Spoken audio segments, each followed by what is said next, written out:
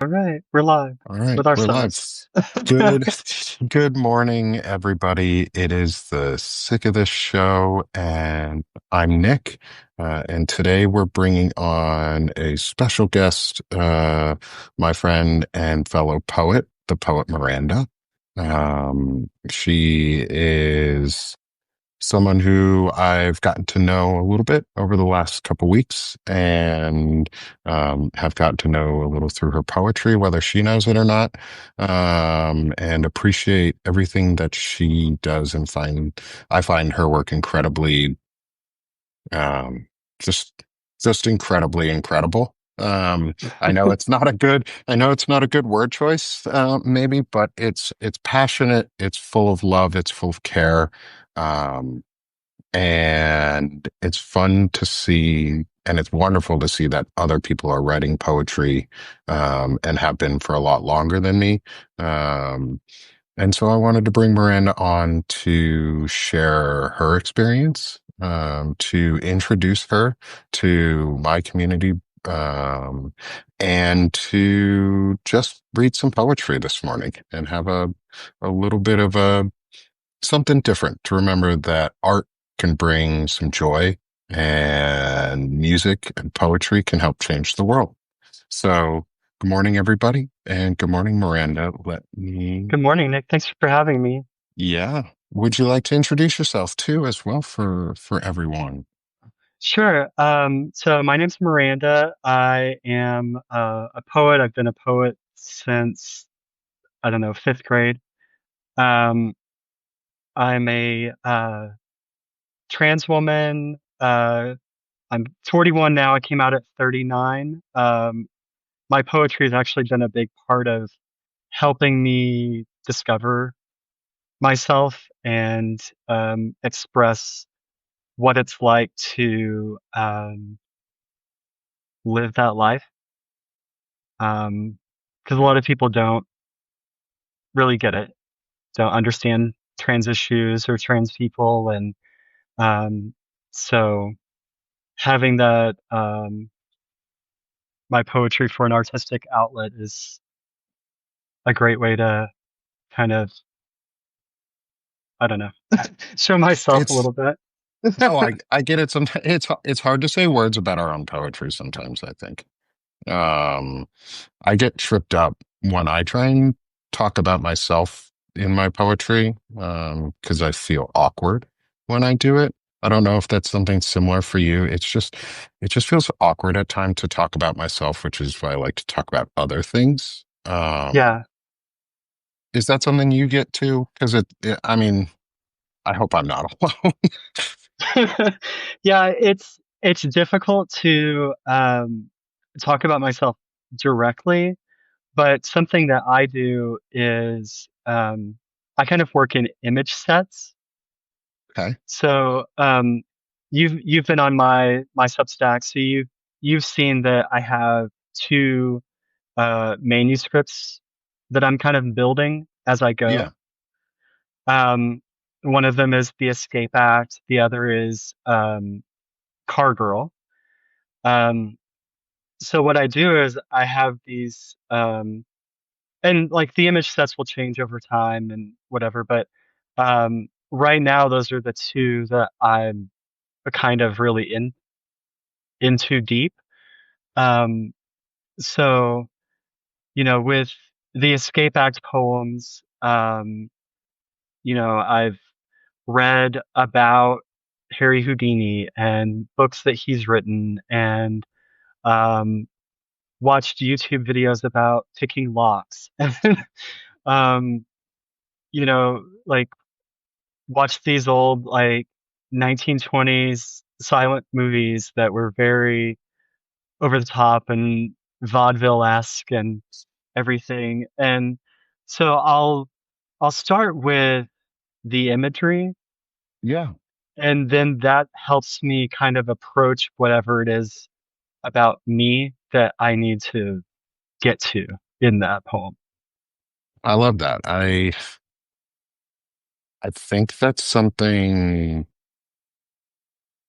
that I don't think about doing, but try and do. So I come at it too from a very therapeutic standpoint. Is so I go through a I've been going through a emotional distress tolerance group therapy for almost a year and a half now or longer. Um, Mm. because I was bullied the shit out of at work by some dude who just wanted a power trip. And I thought I had to take on every responsibility on my own at home, even though I'm in terms of like the financial and monetary side, I felt I had to take on the traditional masculine role alone in my family. Yeah. Even though that was never something that my wife and I agreed we had to do. Um, it was just Oh, something but that we stuff's so ingrained. but in a way, we also we took it upon ourselves to choose to go a more traditional route because it was so expensive for childcare when my wife wanted to start working again. We were both in the army. I don't talk about her very much because I don't I don't want to put my wife's information out there, and I respect her privacy on it. But we're both veterans, and we met in the army, and when she got out and I was out, I got a medical discharge. She actually served way longer than I did, so I give her thanks more so than people that I tell her thanks all the time. I'm like, hey, thanks for serving more than I did. I didn't have to. Um, you beat me. And she took on a more traditional role in the house. Like we've got kids. But it was easier because she wanted to. And it wasn't something that we felt we had to do. But then at some point, it felt like something that I had to do. Like it felt like I had to keep this charade almost of like what we needed to do going. And so we did for years and years and years and years and years. And finally it landed at me working over 100 hours a month sometimes for a couple months, like, or 100 hours a week. Like I would be going hours and hours and hours. Just, I'd sit at my desk from dawn until almost dawn. I'd get a couple hours sleep. I'd come back and it wore me out. It burnt me out. And all the therapy I finally took into practice. And I was like, you know what? I'm going to use this and I'm going to go with it.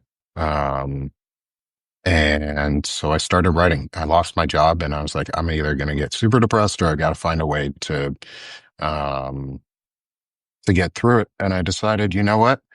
I'm going to just use the therapy and the mindfulness training that I had, and I'm going to let it out there. And so I wrote a poem about robber barons, um, because I was super pissed off about not being my job, losing my job, but because of the right to work mentality, Yeah. that's out here and how pervasively evil it is and how much of an old like plantation mentality is for, especially in the South, is like you work for us and you work at our leisure. And good morning, everyone in the chat also who's coming in. It's good to see everybody. Um, and um, and so I got pissed. So I wrote a series about robber barons. Yeah. But now I'm finally getting comfortable into it. I've been doing it for over a month now. I've been doing a poem a day, which is a lot. It's hard. It's hard to do a poem a day at times. Miranda, I know you could probably talk about how ridiculous it is that I do a poem a day. And I've never been able to like hold on to that kind of streak for very long. yeah, I think I'm at day 39 now, almost day 40. I want to make it to 100 days at least of daily poems. I think by then I can build up maybe a couple poems in a few days, like one or two a day if I need to on some days, take days off. But eventually I'd like to write a book now. Like I've realized I just want to write a book of poetry. Yeah. And so I also really want to give the opportunity, um, oh, Rick, that's a great question. The goal for me, um, One is I'm trying to build up a subscription base on Substack. And unfortunately, you have to cater to the algorithm at times to do that. And that requires putting out content in daily doses. And I don't want to put out rage bait content. Um, I I started going in that round a little bit, but that's not who I am. I'm fairly level-headed overall. Like underneath this mask of just gentle Nick is a lot of emotion that I struggle with. But I try and deliver it in a way that's very mindful of what's around me. Because I can go 0 to 100 really, really fast. But I do the poetry a day because it's like Sunny said, it's a little bit of catharsis, but it also is catering to the algorithm. And for now, I'm using it as catharsis to heal, but also to start getting my thoughts out in a more concise way than writing long form articles. Like I have things I want to say, but I don't want to say them in long form articles. It's too much effort. Um, Yeah. what do you think about that, Miranda? I know you don't write a poem a day, but do you have No, like a goal on what writing is for you or like how you achieve your poetry? yeah. So I tend to write several poems kind of simultaneously. So I'll have a day where um, I really dedicate some time to writing, and I'll start or I'll progress with 5 or 6 poems, kind of bounce around between them. Um, as I get stuck in one place, if I can't work through that at the moment, then I'll go to a different poem. And so I'll end up finishing my poems kind of in clusters too. So, Yeah. which isn't the best for the algorithm, but it's okay. I try to post like one poem a week. Um, and I also write memoir. So, I'm trying to like post a memoir piece each week. Um, and for that project, I kind of have a framework that I'm working with. Um, Whenever I started my transition, I created a Spotify playlist of songs that had always um, like touched my dysphoria or euphoria in some way. Yeah.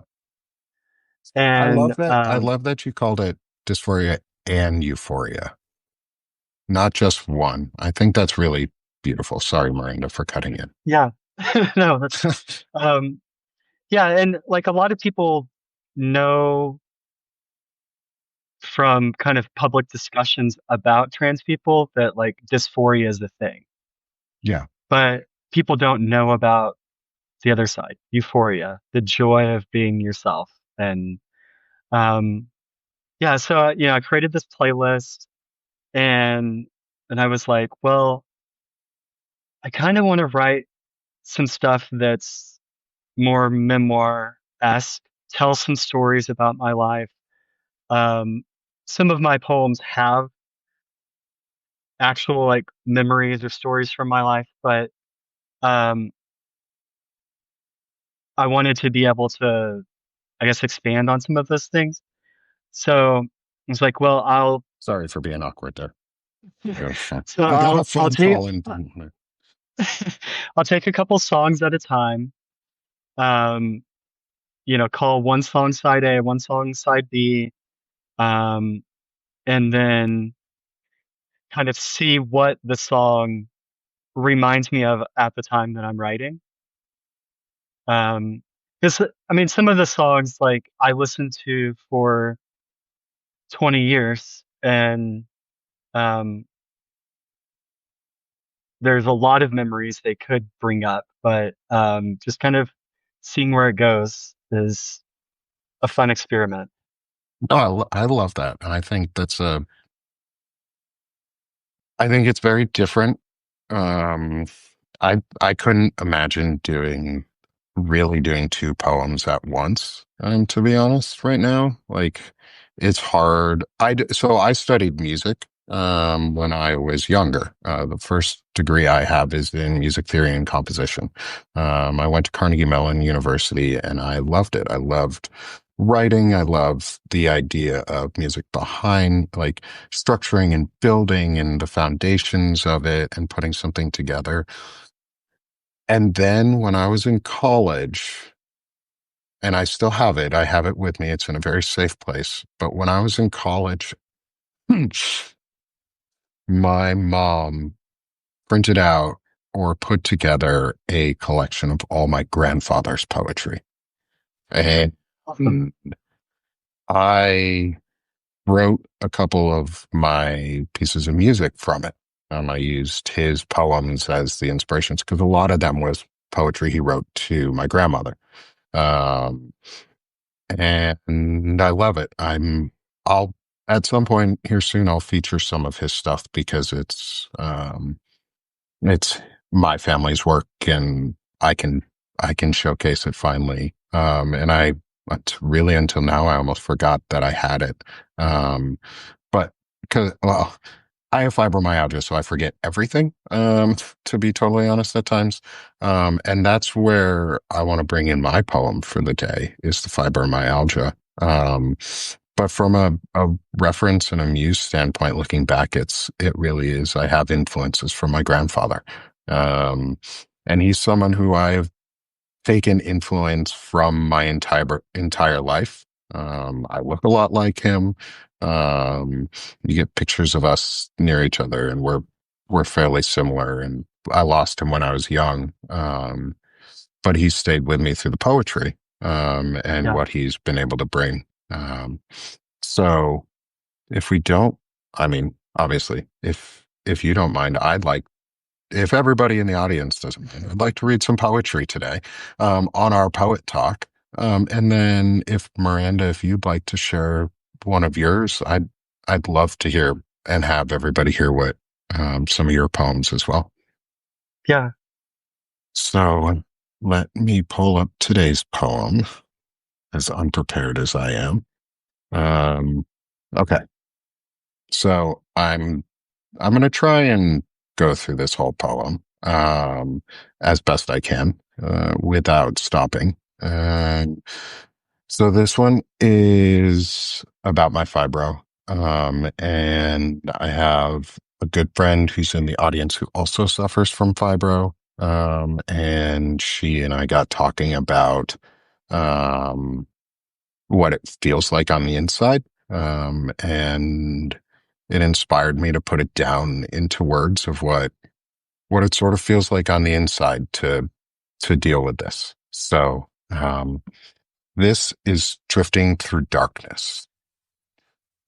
Drifting through clouds, I wander. Wandering free, I float. Suddenly, lightning strikes. It ripples through, coursing, pulsing, pulling, pulling, pulling, pulling at nothing, nothing, nothing, not nothing. I, I, I'm drifting. Drifting through clouds, I float. Floating on nothing. Thunderclaps. Striking me back. Flashes of light. Light. Lightning. Lighting me up. Up. Up. Upwards it curls. Curling. Coursing. Pulsing. Pulling. Pulling. Pulsing. Pounding. Nothing. Nothing? No. Not nothing. Pulling. Not pulling. Sucking. Drinking. Taking. Taking. Taking, eating, consuming my mind. Darkness. Ah, blissful darkness. Drifting through darkness. Floating. I'm floating. Freely I wander. Wandering. I'm wandering. Through clouds I drift. Drifting. I'm drifting. Blissful through darkness. Drifting through clouds. Lightning strikes. Striking. Rippling through. Floating on nothing. Thunderclaps, slapping, pulling me back. Back from the darkness. Back from the dark. Flashes of light, curling upwards. curling. It pulls me, pulling me down, pulling me, pulling. And that was Drifting Through Darkness. Um, as I was reading it, it kind of was pulling. So you may have noticed me falling back a little bit. Um, that's sort of, I have to explain where this poem comes from for me is I have fibromyalgia, and I also have, um, a sort of on the path towards MS. I feel sock-like on my feet. So if you have MS or you know people who have it, you probably understand that feeling. But on my left foot, my my middle toe curls, or sorry, my second toe curls under all the time because it feels like there's a pressure in the palm of my foot that strikes and then goes from my foot up all my leg into my waist. And when it does that, it goes from, like I said, from drifting because my mind floats and wanders to just crashing and pulling me down. And so that was the information, um, or that was the inspiration, sorry, from today's poem. Um, so I'm glad I got through that. Yeah. So you can really hear your music training with that, the way it sort of has like a staccato thing, especially with the repeats of, light, lightning, pull, pulling, like that. It really drives the poem forward musically. And I like that about it. Thanks. I try and use, there's a structure that I try and use. I think it's called anabiosis. Let me look it up. Ana Anadiplosis. Sorry. It's a rhetorical device. I finally figured out the word for it. Fred Pogue actually asked me um, when Lawrence Winterman and I and the three of us were on together. He asked, "What is that? What is the poetic device you use? That's where it's you take a word at the end of one's one sentence or one line and you start the next with it or a form of it. And it's called anadiplosis, which is a super neat word.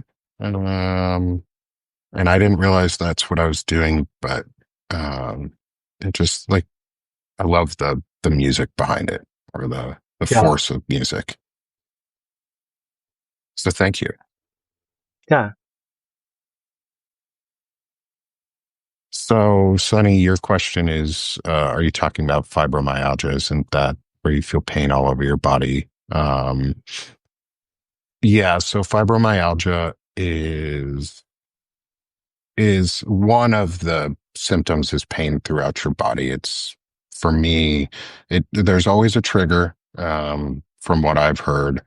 There's always a trigger that happens for it. So either a psychological event or a physical event that happens that's traumatic that brings it on, and then it's sudden, uncontrollable pain sort of in your body that and see my I describe it, and there's a good um, pain chart that talks about it.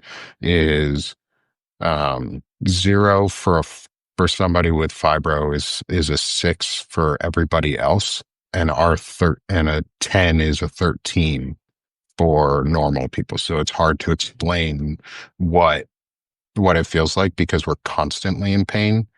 So it's where your nerve basically, as it was explained to me, and I figured out, is your nerve endings don't have a trigger that says there is, or they don't have a percentage valve where they say we're going to do a slight turn of pain. It's either 100% on or 100% off, and there's never really a off. Um, and so you're just sort of in pain all the time. Um, there's neurological components that go with it, things like headaches. And so I live with almost like a headband on my head at all times, which is where the pounding and the pulsing and the pulling come from back down is it's a head to toe thing. And it's not something that goes away. Um, It's just something you sort of have to deal with and live with, which really sucks. So, Sonny, if you have it, I'm really sorry because it fucking sucks.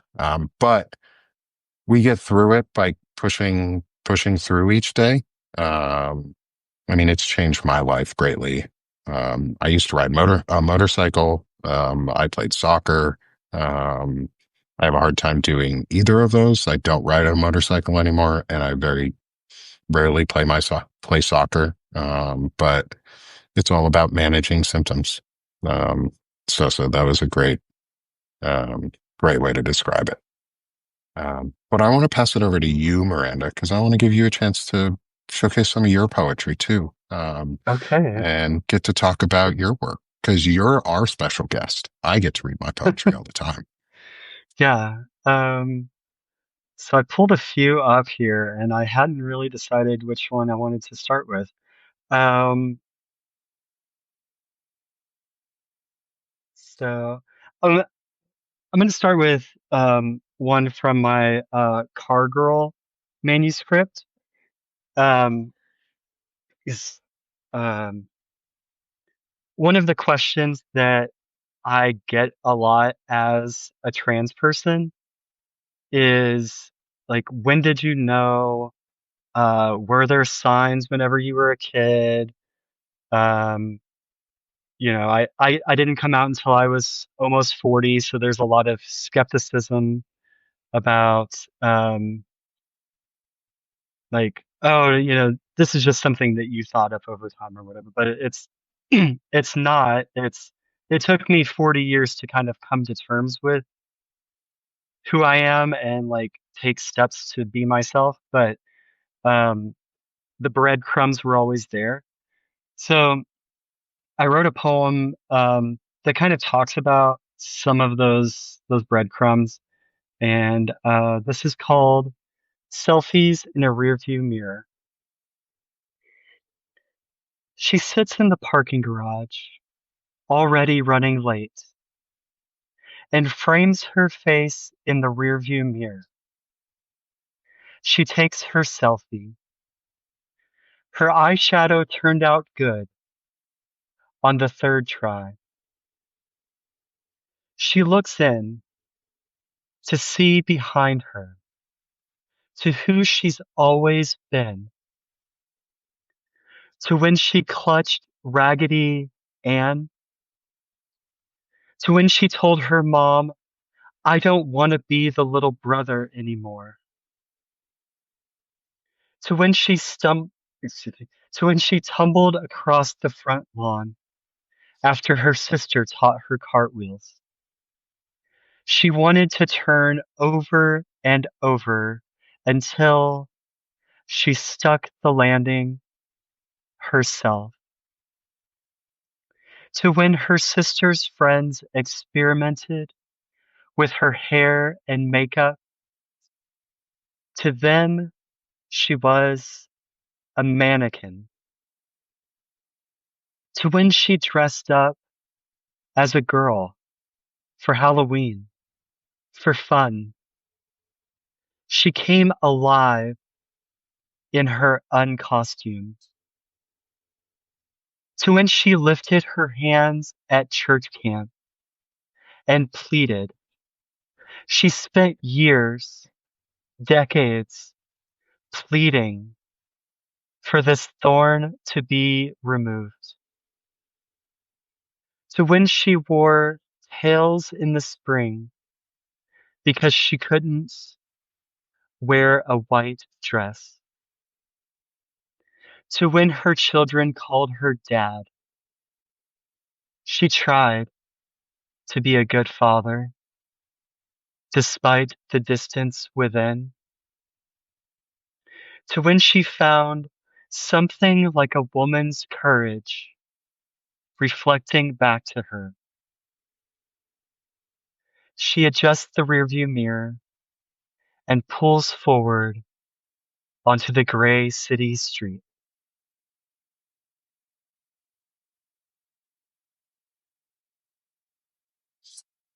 I I love that.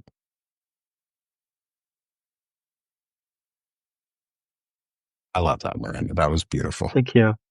Thank you. That was beautiful. I put one of the lines in there that so I close my eyes through most of it because I like when I listen to poetry, I like closing my eyes because then I can visualize it and see Yeah, almost a little movie of it. Um, and when you said she came alive in her uncostume, that was so beautiful. I love that you hid that in the Halloween and you it was sort of a trick on everybody else is that you were out as yourself and not as somebody else. yeah, And I think that's amazing. So, wow, thank you. You're getting so much love in the chat too. yeah. And Thank you, everybody. I think that's so. Can you tell me about how you came up with the idea of the rearview mirror for it to shape it? Yeah. So I was I actually started with this poem, uh, gosh, like 2015 or so. So I guess it took me 10 years to write. Um, and it actually started with me taking a selfie in the rearview mirror. At the time, I was in grad school, and part of my aesthetic shtick was that I was the guy who wore bow ties. Okay. And so I was like taking the selfie to show off my bow tie. And um, I wrote a little poem about that. And it never really felt like a complete poem. Um, but I kind of liked the selfies in a rearview mirror idea. So I was like, that's just something that was sort of there in my head for a long time. Um, and then for the last few months, since I started my Substack and have been trying to be more consistent about getting poetry out there, I went back through some of my old poems, and I was looking at that one, and I started thinking about um, a lot of these things that I had talked to my therapist about, and all these old memories, and um,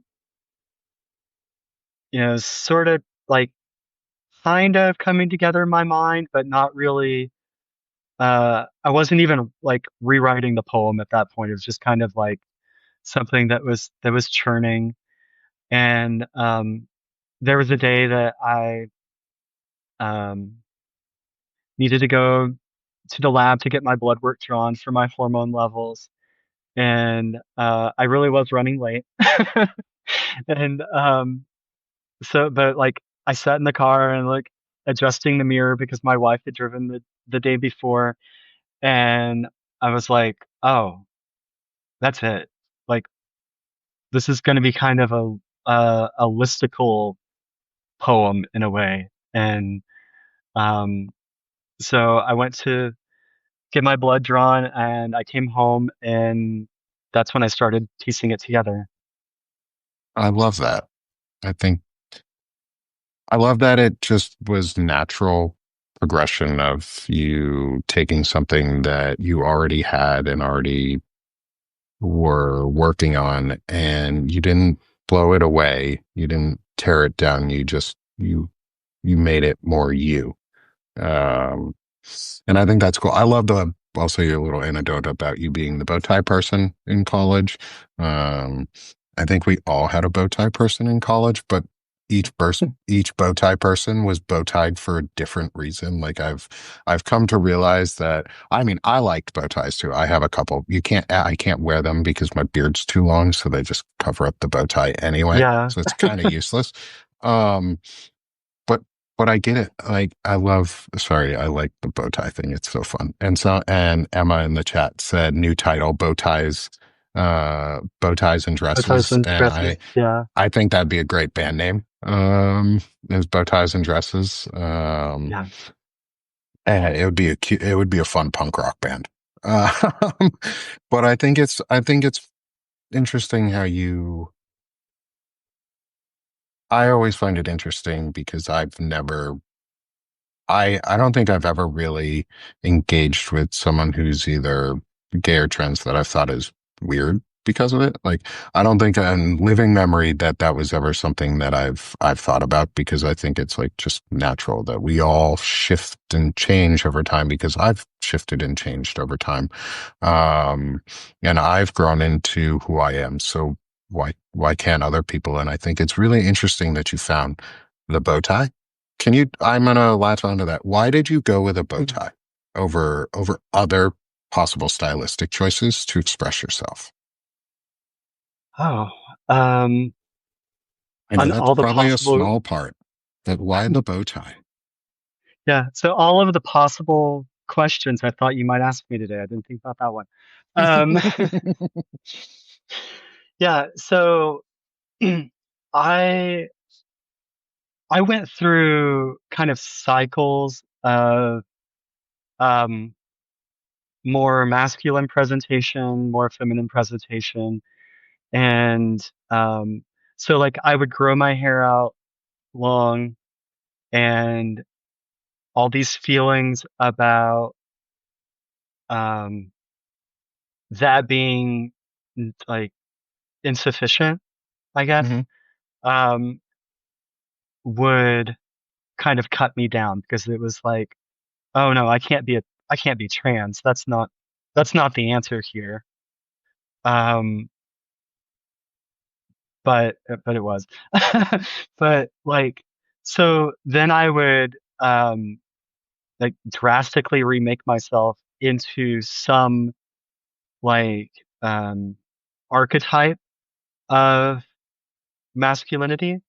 Yeah. Um, and like I was never the big bulky guy. I was never really muscular.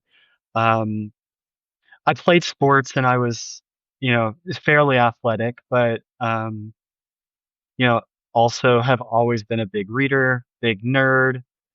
Um, and so I became like the stereotype of like the bisexual barista dude.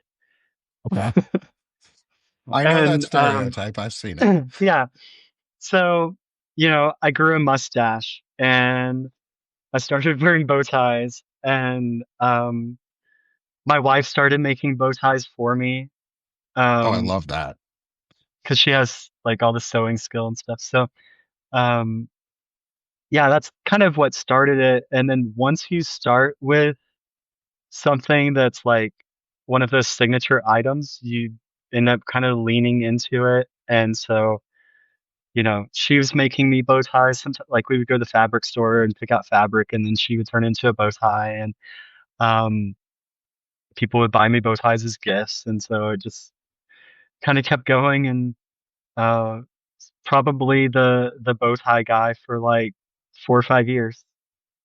I love how things like that sometimes get out of hand too. Like other people get it out of hand on you. You're like, oh my God, I just wanted a bow tie. I didn't want 10,000 of them.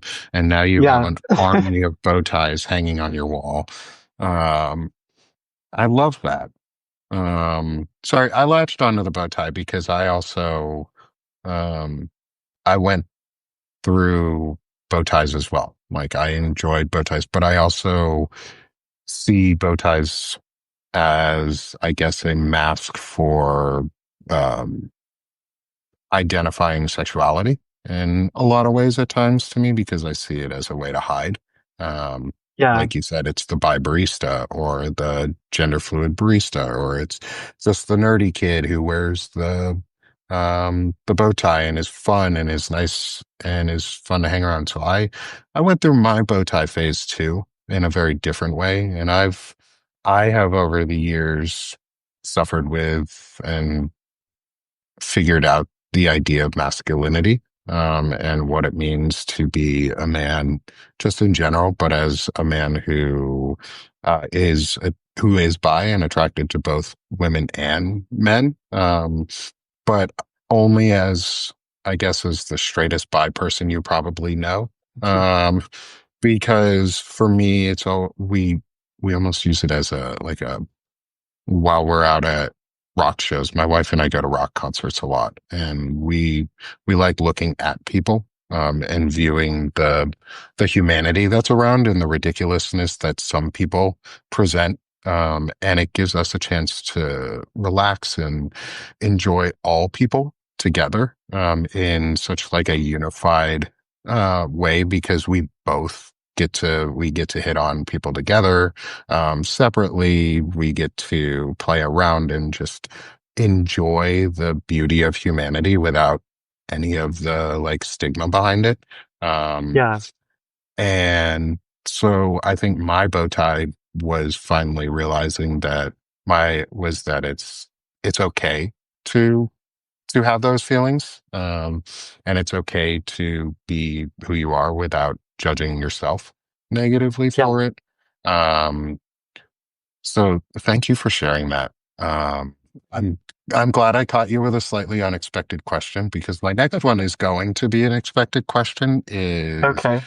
as a kid and as an adult, as someone who's grown into your poetry over the years too, because it sounds like you've grown quite a bit throughout your years as a poet, is who has been your what are your inspirations? Who is almost your muse or inspiration behind all of this? Um, Or yeah, so, simpler question, who is your yeah. favorite poets that led you to this? Oh, picking one favorite's impossible. But so as a kid, I started with the Shel Silverstein books. Mhm. So A Light in the Attic, Where the Sidewalk Ends. Um, We have those. We've read yeah, them all to our kids. yeah, and I have see he wrote The Giving Tree as well. I actually have a Giving Tree tattoo. Oh, do you? That's amazing. Mm, My wife would yeah. love that. She loves The Giving Tree. Yeah. It's such a good book. Um, It's, so love it. that's where my love of poetry started. And even though a lot of his poems have like a silly kind of playful element to them, there's a lot of uh emotional depth as well.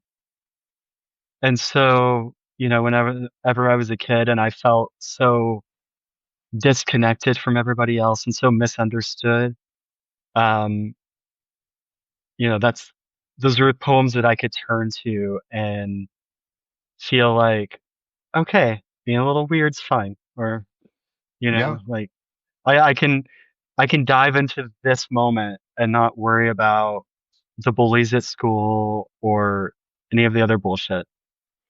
Um, so like he's kind of where it started.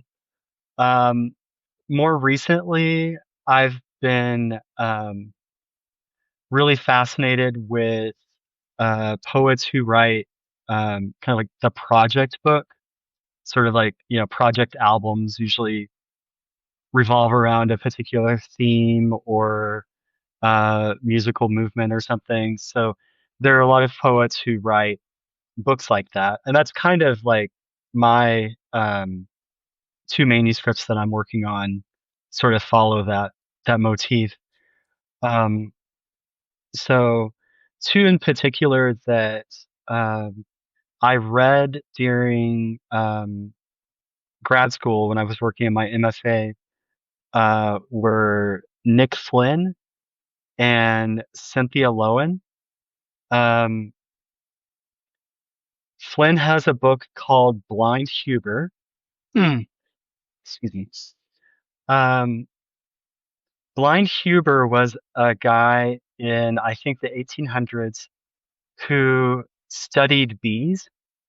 Most of what we know scientifically about bees came from his research.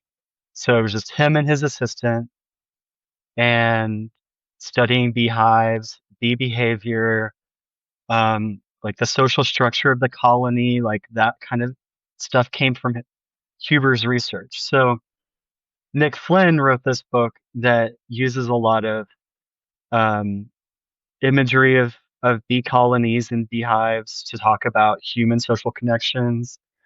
Um, has poems that are specifically about Huber, about his relationship with his assistant.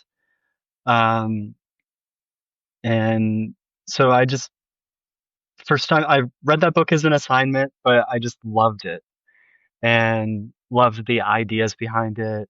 Um, loved the way that like he would be um, writing about, um, using the imagery of insects, but writing a love poem.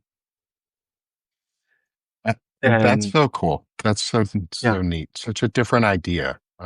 To get into the I linked in the sorry to interrupt. I linked in the chat the uh to Blind Huber because I think that's really an amazing like depth background on like yeah, animal interactions and a very different approach to poetry. Like I wouldn't think to go with ants or with bees or with a colony creature like that. I tend to use farming almost or like the metaphors around like nature because they make sense to me. But I guess someone yeah, who has that experience, that's such a cool approach to it. I'm gonna go read that now. Um, yeah. And then the Cynthia Lowen book um, is, I think the title is The Cloud That Contained Lightning. So she is a granddaughter of Robert Oppenheimer, the creator of okay. the atomic bomb. Wow. And so that's quite a legacy to have. Yeah. Um, so she wrote a book about the development of the bomb. There are poems about the army selecting what their targets would be. Um, it's a really interesting way to deal with that difficult family history being related to a celebrity. Um, and yeah, it's I am looking her up too, and um, that's that's such an unexpected legacy to have to live with. Uh, like I couldn't imagine living with that type of legacy behind you. Like, how do you accept that your family helped usher in an era of greatness, but also killed millions and millions of people? Um, mhm, and like just the devastation that nuclear weapons have caused since then, and the atomic, um, the rush to atomic energy and the nuclear arms race and the Cold War and all of the legacy behind that. I can't imagine seeing like yeah. having that as part of your family history. Um, It's like like, Grandpa created the second half of the 20th century.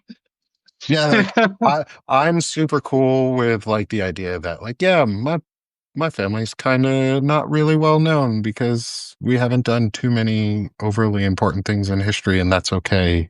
Um, because it's okay not to be the main characters sometimes. Yeah, Like I'm okay with not being the main character in the arc of history.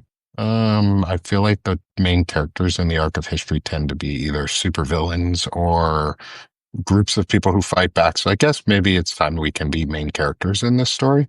Um, so maybe I'm going to go read her stuff now because maybe she has a new inspiration for me that could lead forward in terms of, because I think one of the things we haven't talked a lot about today is how poetry and art in general can influence society and like yeah, how it can move. move mountains or change movements.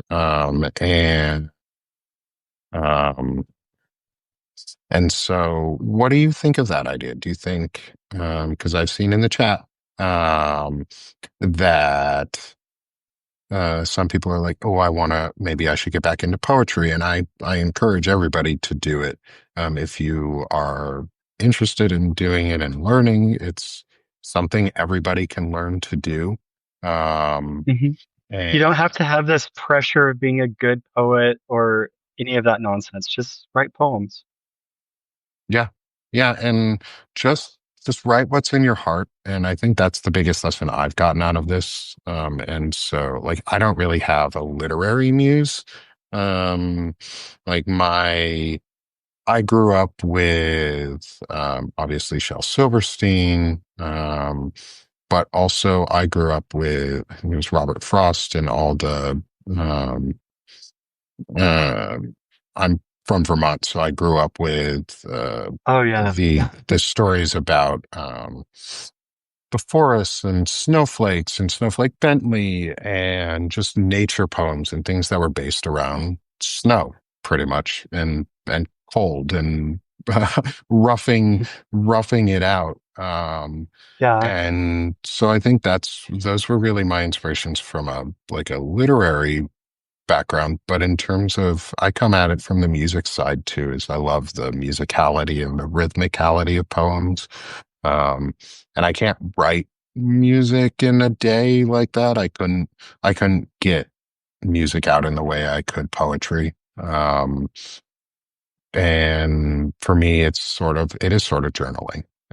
Is Yeah. use this as journaling for people like take Substack, build a blog, just journal and write. And it's something I talked with somebody else with Shane Urich the other day, on a very, very different conversation than today, but it does come into this is we're now in the world of AI. Um, and AI is something that's going to be pushed really heavily. Um, it's also something that's really bad for the arts because the first thing they did was say, oh, let's see how much we can plagiarize from the arts and see if we can make AI do the artistic things because then maybe it'll be a Mhm. little more human. But one of the things I've realized is maybe, and from my discussion with Shane, was maybe we're approaching it wrong. Maybe we need to, because we're in the time of AI and I worked in tech, is we need to embrace it. We need to take that challenge that it's presenting us is they're going to train AI to be hateful and to be bigoted and to profile and to do the things that we don't want in tech. But we also have a voice as a collective to get as much beauty out there as possible and as much joy and as much empathy and as much love and as much care. And I think blowing the system up with poetry and with music and just journaling and your feelings and getting them out there and being therapeutic for yourself, but for others too, is Yeah. has a chance to really change the algorithm Mhm. long term. What do you think on that? I know that's a really deep question, but what do you think of the idea of getting more art out there to help influence, say, AI in a positive direction? Yeah, definitely. So, I mean, they've, taken all of these raw ingredients from poems and they're going to try to turn it into nationalistic bullshit, repeats of the Star Spangled Banner, whatever. Um, and um, use art as in a very Weapon? didactic way and as a weapon. Um, so, um, like in a broad sense, art is always prescriptive and descriptive. So, it helps us um, learn how to think, learn how to be empathetic, learn how to be ourselves. Um, and it also describes the time that we're living in, the things that we're experiencing day to day. And um, So us creating art ourselves is, you know, showing that like humans have souls. And it feels like sometimes that um, one poem can never be enough. Um, but if everyone is writing the poetry, then like we're all becoming more ourselves, and the system doesn't want that. Hmm. And I think maybe that last part is the most important is the system doesn't want what we're doing. The system doesn't want us to artistically express ourselves. The whole idea of on a political sense for everything that's going around in the world, because we have to talk about it, because politics is everything. We live in a time of turmoil where politics is defining moral righteousness or defining amoral righteousness and codifying it as law more precisely. But we need to remember that last point is they don't want us to do this. And the biggest and simplest act of rebellion that you can do as a person, especially in an age, because the Nazis did it, Mussolini did it, the Russians did it. Everybody who's done a sort of a authoritarian takeover takes over the arts and makes it bland and like Miranda, you said nationalistic. And I write a lot of political and patriotic poetry, but my stuff isn't nationalistic. It's populist. Right. And there's a Yeah. difference, like, because it doesn't, I like the popular opinion and the idea of people and our nation, e pluribus unum, or of, out of many one Move one. Yeah. You're is, doing like a Walt Whitman thing. yeah, it's like we have to we have to rebrand civics and like patriotism back to those of us who actually show it and embody it. And to me, patriotism is caring about the community in the whole. So that's really where I get my poetry from. But it's also what they hate. It's they hate that we're Yeah. doing it because they can't stop the joy and the humanity that comes out of it. And it ruins in terms of an AI algorithm and in terms of an AI learning model, because AI, all it is a large language model, which is a giant database of information that they have collected and aggregated together. And they say, answer these questions prescriptively, and depending on the answer, here's your output eventually. The more Hmm. information we put into that model, the more it has to learn off of humanity and empathy and love and caring and the beauty that we bring. Why do they take out the arts? Because it deadens people. It uninspires. It's purposeful uninspiration. Um, like I used to love the national anthem and the idea of the national anthem and what it stands for because it's a beautiful song. It has a lot of energy and a lot of emotion, and it really does evoke patriotism. But they've corrupted that idea because they want arts to be what they define it to be and not the humanity behind it. Yeah. Um, And like whenever they sing Land of the Free, it means something very different than you or I singing that same yeah, thing. yeah, yeah, and that's really the important distinction is in it too is we can't lose our own national anthems and our own songs because they want to take them. They're ours. There are symbols, there are songs, there are poems, there are writings, um, and the more that we not wrap ourselves in the flag with performative patriotism, but wrap ourselves in civic patriotism, the less leg they have to stand on. And that civic Hmm. patriotism is writing right now. If you can write or you can speak or you can sing or you can do anything that is artistic in any way, or you've ever wanted to try doing any of it, go for it. That's my Yeah. message from today is go do it. Go put yourself out there. Go put your music, your art, your empathy and your humanity out there because that's really what changes the world, is showing ourselves and giving people space to join in. Um, so I also, we're right at the top of the hour. Miranda, I want to Do I let have you time close. for one more poem? Oh, we could stay as long as you want, Miranda. I'll let you read poetry all day. I don't know if Substack would appreciate us doing like a 12-hour just back and forth of poetry, but Oh, I bet we could. that'd be a lot of fun. Yeah. But yes, Um, I'd love to hear more of your poetry. yeah. So this one is very political. Um, it's one that I wrote um like a week or two after the inauguration, whenever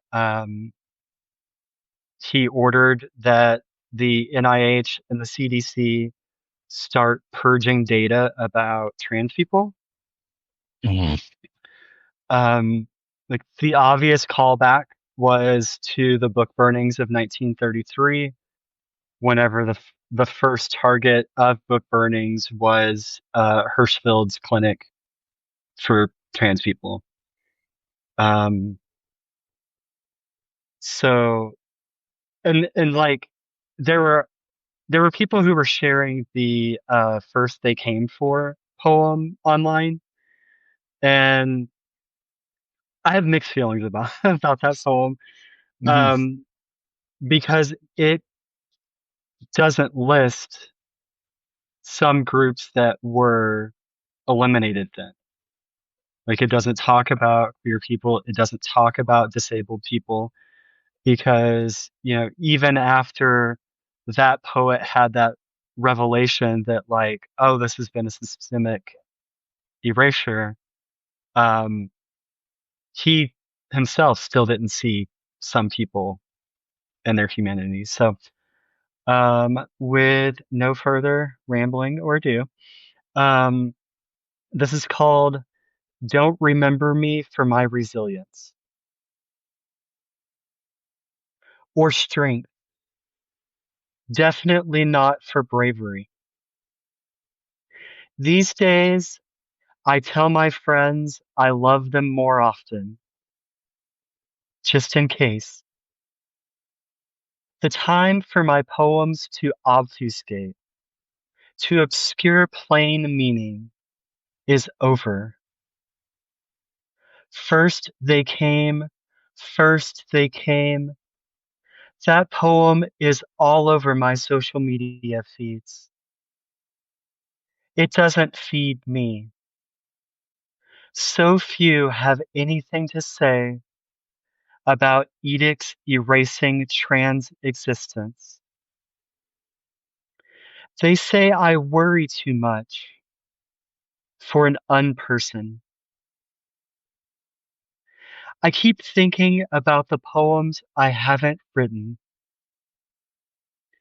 I've spent 6 months trying to write an elegy for an egg I knew. They say he killed himself because his girlfriend caught him in her panties. Craft note. Should I strike through he/him above? Last they came. This isn't the first time they've wanted to erase us. Last they came. We didn't even make it into the goddamn poem.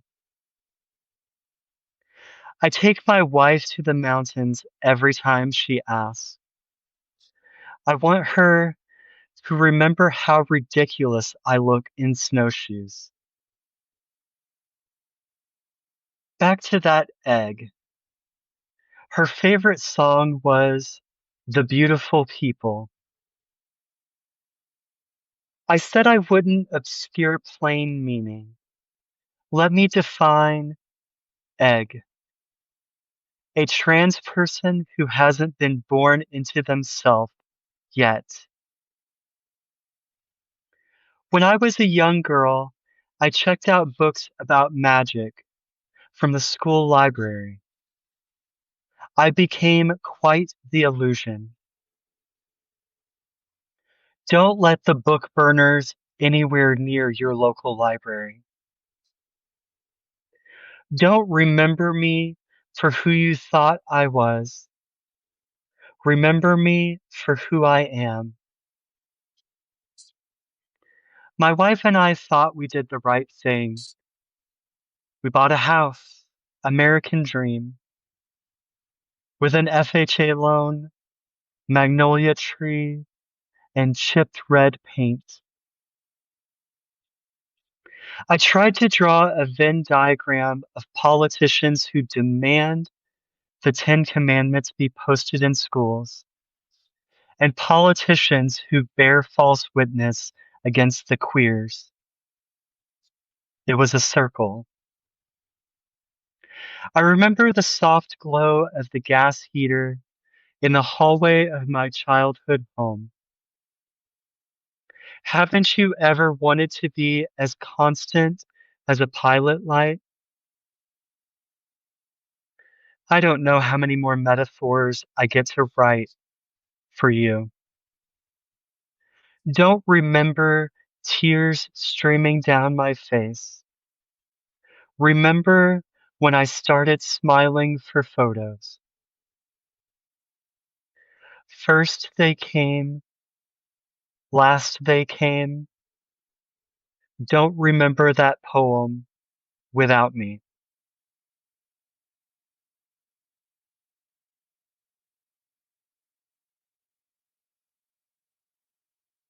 That that was beautiful. And also really, really important, I think, to remember right now is that poem of First They Came does forget people. It was also written by a Nazi. And I think people forget that is that Yeah, the, he was a Nazi up until they came for him because he no longer fit their group, but he forgot other groups because he hated so much too. He yeah, wanted certain groups erased. It's also one of the reasons I wear this shirt and I do it so publicly in Arkansas is the shirt I wear is I'll see if I can back up all the way. So it's on the screen is when someone attacks one party member, we all roll for initiative um, because we have to. We can't leave people behind because that's why we're here. Like we left people behind, either gay, straight, trans, white, black, brown, whatever adjective you want to ascribe to a person, we've left people behind everywhere. Um, yeah, and we are purposefully leaving more people behind, and we can't forget that those acts are happening. Um, because, like you said, if we forget that they're happening, then they disappear from our minds, but also the people who they are happening to disappear. And yeah, I, for one, won't let that happen because Miranda, you're fucking awesome. And if someone ever comes at you, you tell me because I'm a find a way. yeah, Because that's not cool. Like we have to roll for initiative at this point with each other. Like you can't forget people. And I'm gonna I have another poem to share also because you inspired me to read one that actually got cut off on my Saturday readings. So Sunny, I'm glad you're here because I wanted you to hear the one I'm about to read too.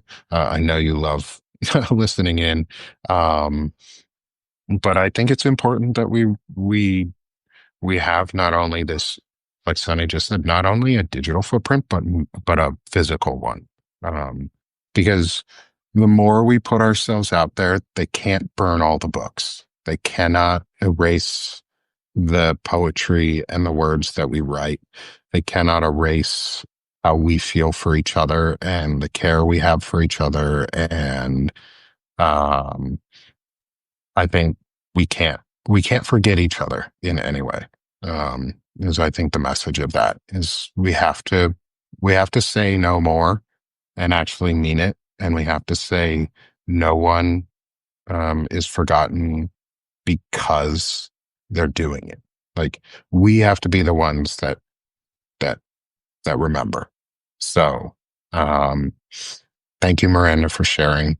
Um, Yeah, I really appreciate your poetry, and I would love to have you back again for some more. And but I want to finish out today with my poem "Why Have a Ballroom." I think some of you have seen this one around floating around a little bit. Um, and but this one is about the $200 million waste in money that looks like a giant penis being added on to our White House. Um, and so everyone, I hope you enjoyed today. I hope you enjoyed Miranda coming on with us and being an amazing guest and friend through all of this. I learned a lot. I have some new poems to go read. I hope you all do too. Um, and so I want to close out today with here is why have a ballroom? Why have a ballroom when you have no balls? Ballless and cold, those walls glitter with gold. Golden yet dull, those ivory white halls. Hollow dead walls, those halls shimmer from cold. Coldness seeps in, heartless. Coldness sinks in, darkness. In dark we rise. In heart we rise. Rising once more, reach for, restore the light. Lighting the way, break dark, shine through it all. Alive with light, reach out, we do what's right. Righteous and bold, take cold, to rise, stand tall. Taller than cold, break dark. We rise, take hold. Taller than cold, with heart, we rise up bold. And that is why I have a ballroom. Um, and I hope everyone has a wonderful day. Miranda, I so appreciate you coming on today. yeah, I want to let you close it out with the final words saying where people can find you. Everybody knows where they can find me. It's Nick. I'm on Sick of This Shit with Nick. We are running our summer sale right now until Friday for 80% off all your monthly or annual membership. So please do subscribe for a paid subscription if you're not already. I'd love the support. That goes for any person who's signing up. So there's no special link for this one. Um, and if you aren't already, please go subscribe and follow Miranda. She is an amazing poet and a good friend now, I hope, and someone that I hope you all follow. So, Miranda, please take it away and close out. yeah. So y'all can find my poems at thepoetmiranda.com. Um, I do plan to start selling prints of individual poems soon. And like I said earlier, I'm working on two different book manuscripts, so hopefully I can kind of solidify those and start getting them out there as fully formed books. The poems I read today are Selfies in a Rearview Mirror and Don't Remember Me for My Resilience. Both of those are on my site. So thanks again for having me, Nick. This was a lot of fun. I appreciate it. And as always, everyone, let's stop being sick of this shit and let's start doing it. Have a great day, y'all. Thank you, Miranda. I look forward to talking to you again.